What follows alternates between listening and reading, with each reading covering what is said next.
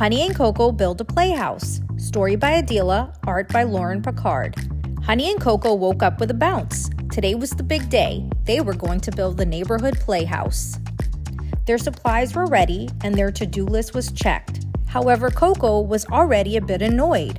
Her new hat was making her hair a mess. First up was learning how to build a house. They needed lots of wood, and Jerry the gerbil was ready to help.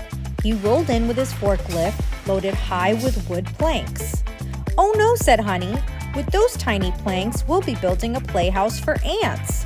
Koko checked her notes and said, "We need to put out the safety cones." So they set them up neat and tidy. Just then, Tony pulled up in a giant yellow dump truck. "What's all this for?" Hunny asked.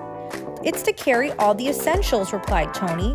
They began unloading supplies for the playhouse, including a clothing rack, a treadmill, a computer, and a big comfy couch. "Wow," they all exclaimed. "This is going to be amazing." Then up walked Grandma Mary, carrying a plate piled high with cookies. "Time for a snack," she said with a smile. As they munched on the treats, Grandma Mary said, "I'll be right back. I know just what you need."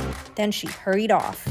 While Grandma Mary was gone, they kept building. "Just a little to the left, Tony," Koko barked as they shifted the big couch into place.